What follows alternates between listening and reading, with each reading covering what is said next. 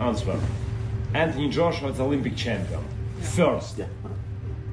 Jack Paul, it's sportsman, YouTuber, showman. Rolls-Royce, Fiat.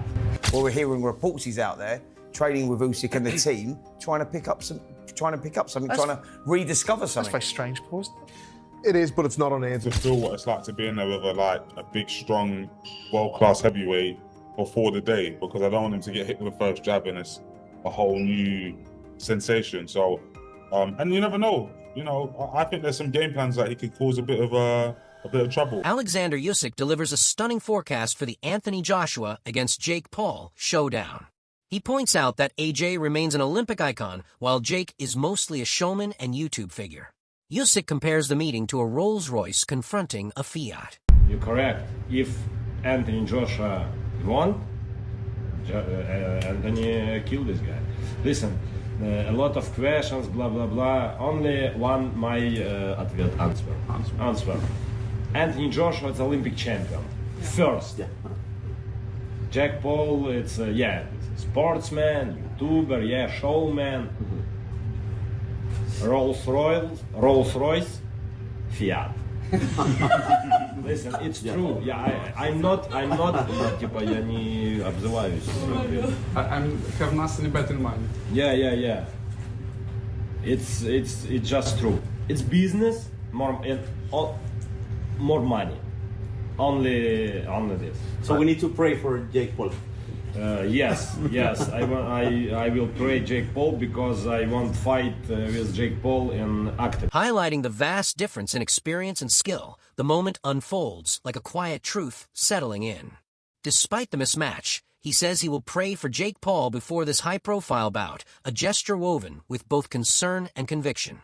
Oleksandr Usyk, the current heavyweight champion and longtime friend of Joshua, shared his perspective with notable confidence in his compatriot.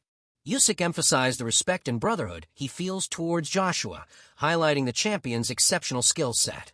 Joshua's preparation for the fight has been thorough and disciplined, guided by his camp of highly experienced coaches. These trainers have worked with him to refine both offensive and defensive techniques, ensuring that he can respond to unexpected moves and maintain dominance throughout the match.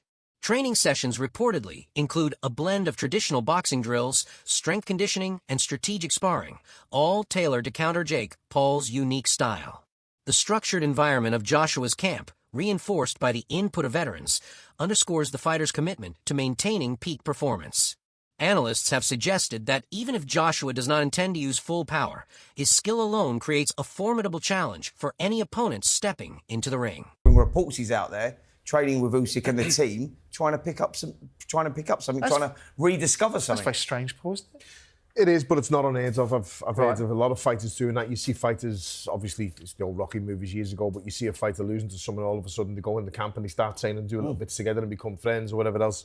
I think it'll do Joshua no harm travelling, but as you say, he's a little bit long in the tooth and he's a bit on the back nine rather than the front nine, where that experience would really come into play. But I'm just looking at his record here. He obviously, after the Usyk fight, he'd come back and he had 3 fights and then the Ngannou demolition Well, job. yeah, Jermaine Franklin, he had Robert Helene, he had Otto Wallin, and he smashed Ngannou, which everyone went hallelujah for, right? Yeah, but he's obviously not in like the box rec rankings to see where he is. But the Dubois fight is a fight where, what you've just said then, Spencer, like, match him right. I felt he was matched right with Dubois. That's just my opinion. Obviously, I was wrong on that and I was proved wrong, but I felt like Joshua would have and should have came through that, but he obviously didn't. So therefore, it's back to the drawing board, and where do you go from there? What do you do from there? Does he keep the same team around him? Does he go and find someone new and try and adapt and add to his repertoire already? And this move at Usyk, I don't know what it'll be, but if he's fighting before Christmas, then he needs to get in shape quick because there's only 8 weeks to go, let's say. Well, my understanding, he's in camp, he's in shape, and just looking to getting out and get back to winning ways is my understanding. That's why they're talking about 8 rounders. Yeah. He wants to sort of go under the radar a little bit, and it's difficult for someone like Anthony Joshua because he's such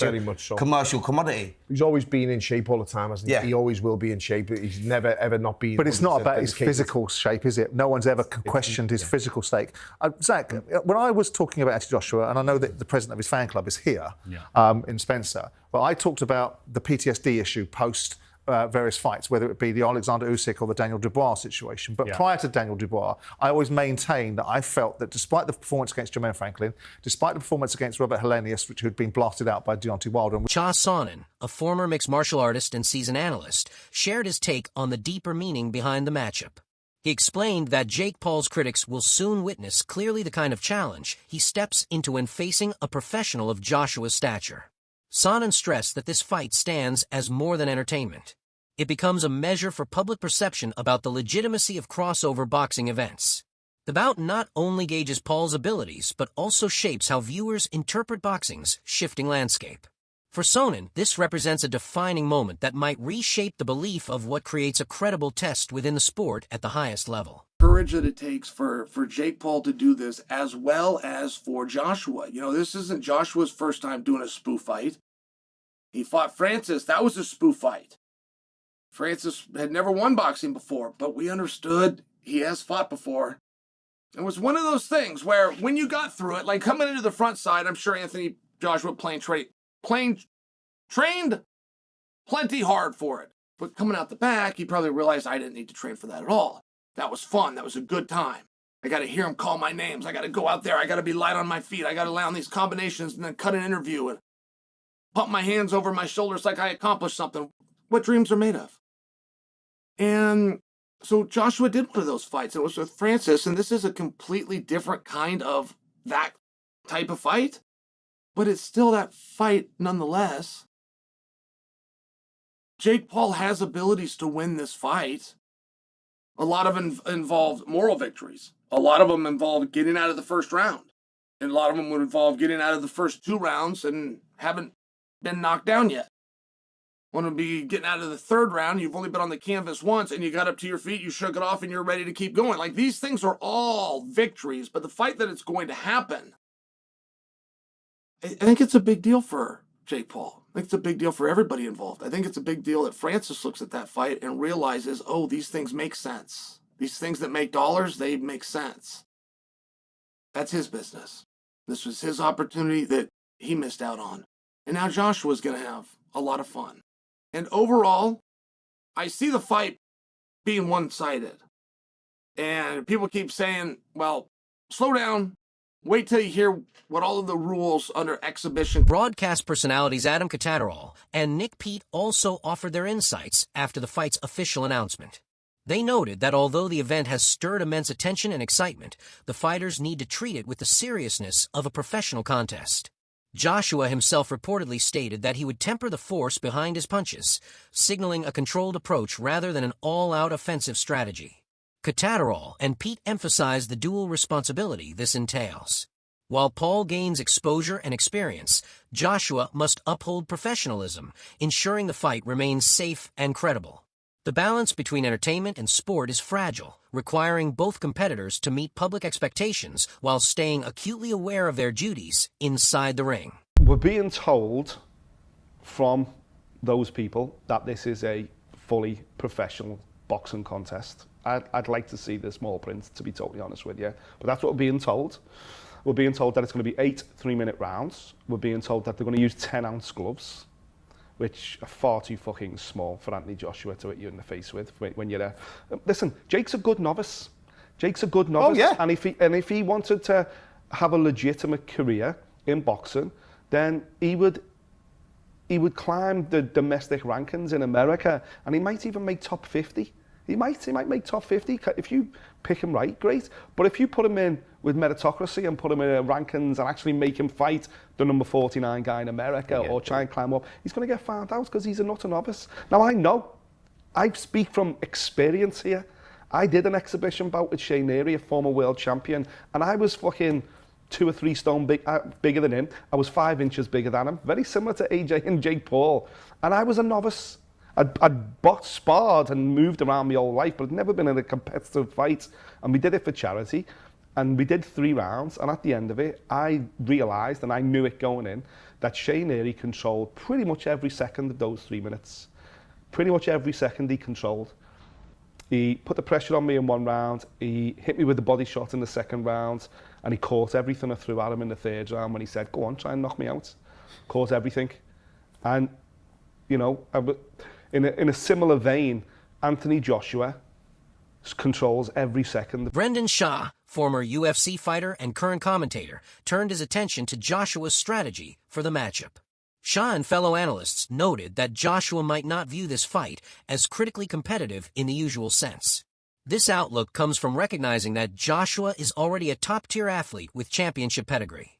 While Paul's experience lies in entertainment and social media fame, commentators argue that Joshua's mindset doesn't lessen the fight's significance, but rather shows his grasp of measured risk. By tempering full-on aggression, Joshua preserves control, safeguards his long-term career, and simultaneously delivers a captivating spectacle for fans. Will come off that Anthony Joshua's not taking this real, and he's not putting his best performance forward. That's the issue. The issue is Anthony's like, how much you can pay me? It's on Netflix? Hold up. I can fight this guy who, when I was an amateur teenager, I fought better guys. And I have how much weight on him? I can fight him for how much money? Dude, I'll beat him in my sleep. Correct. And you should.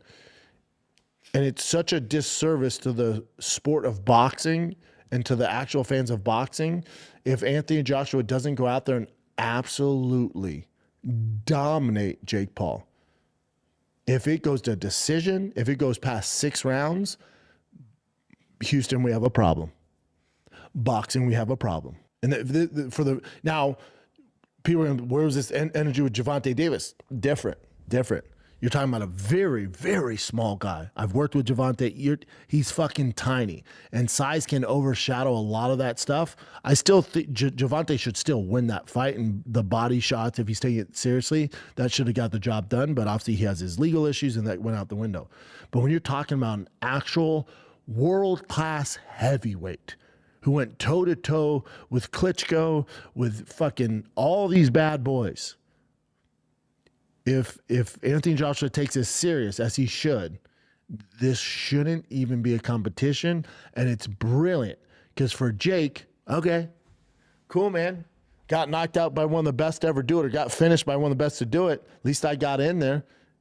And I'm not even a heavyweight. I'm a cruiserweight at best. Either I'm too light in the ass for that. I should be fighting down. He's shooting for the moon. He's going to land on the stars. And just to be absolutely clear, Professional boxer Lawrence Akoli offered a thoughtful perspective, emphasizing the tactical layers of the fight. Akoli suggested that Jake Paul might gain an advantage by sparring with seasoned professionals to ready himself for the physical and technical demands of facing Joshua. At the same time, he recognized that Joshua isn't usually the type to chase an early knockout immediately.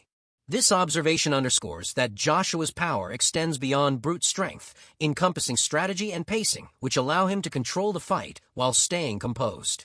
Akoli's insights illuminate the depth behind what casual viewers might see as a simple matchup, reminding audiences that boxing is as much about careful execution and calculated decisions as it is about raw athletic talent. It's brilliant for the sport. And what he's done for especially the women's game and what he is, I think he's fantastic, and he's showing other boxers coming through. Look where I've got from this. So you tell me now, in terms of a game plan, what you think. There's 3 I see.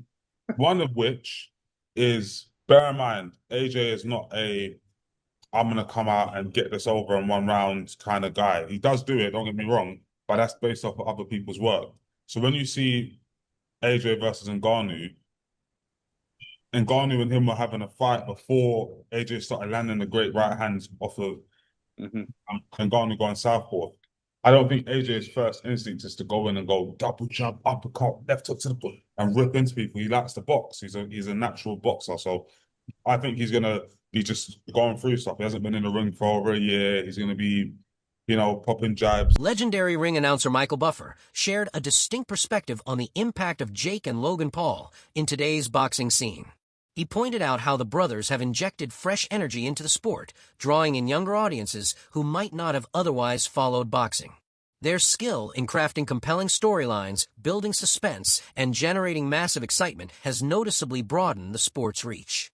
Buffer noted that while some critics question the legitimacy of crossover fights, the Paul brothers' influence on boxing is undeniable.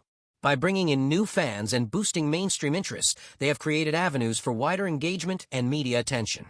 This surge of interest also allows established fighters to connect with a larger audience, merging entertainment with competitive sport. Ultimately, Buffer framed their role as a positive force, highlighting how boxing thrives when high-level athletic competition meets dynamic promotion, showing that the sport can grow without sacrificing its core values while captivating audiences in fresh and exciting ways. Jake and Logan, first of all, are fantastic athletes. You know what Logan does with the WWE and what Jake does with boxing. He knocks people out and everything. And they both have massive fan bases, and for me, it's great to see people get young people that follow them that didn't have they don't remember Ali or Joe Frazier or whatever. It's not in their wheelhouse. So it's great to see them developing fight fans and a big fight atmosphere. So it's very exciting. These two stood face to face, and the comment section on the internet was going crazy. They were like, call the ambulance now, basically. Like Anthony Joshua looks dangerous standing next to him. Anthony Joshua is, at this time, and has been for years, the biggest puncher in boxing. He's a devastating puncher. So I got to give Jake a lot of credit for wanting to take this fight. Yeah, it's not. A lot of people saying it's not smart. If he somehow was able to surprise the world, what does this do for his? The word would be surprised if he shocked the world. But that's exactly why you got to give him credit. He wants to do it. He trains hard, he works hard, and he has a lot of faith in himself. So we'll see what happens. Technically, though, what's the biggest concern for you? What's the biggest tip you can give Jake, knowing that you've watched Anthony so many times dominate you? Work on your defense. Professional boxer Liam Cameron reflected on public expectations surrounding the fight. He observed that most spectators anticipate Joshua to assert dominance, given his Olympic background and professional experience. Cameron also noted that some fans might even find entertainment in a one-sided contest, anticipating moments that highlight the skill gap. Yet this perception adds pressure on Paul to display adaptability, resilience, and showmanship. Cameron's insights underscore how audience psychology significantly shapes crossover boxing matches, affecting both the way the event is promoted and how fighters plan their approach inside the ring. If you don't like Jake Paul, Asia is going to do you a favour because he's going to flatten him. But big props to that Jake Paul for getting it ring with him. Listen to this, he's a multi-millionaire. Multi-millionaire. You don't have to box. And he's fighting him. He's either a madman or he knows something we don't know. But people like saying, oh, I won't take this Jake Paul fight. Listen, every boxer on the planet would fight Jake Paul. For money. I'd fight Anthony Joshua for money. I'd get flattened, but I'd fight him. So yeah, I think people sometimes have to watch what they say. Joey Knight, a boxing analyst, issued a pointed warning regarding Jake Paul's motivations and possible outcomes. Knight suggested that Paul's main drive comes from the attention and viral moments the fight creates rather than traditional professional ambition. This doesn't imply that Paul lacks preparation or intent, but it frames the bout within the wider context of entertainment-focused boxing. Knight's observations highlight the contrasting priorities of the two fighters, Joshua's dedication to technical mastery and legacy versus Paul's pursuit of exposure and audience engagement.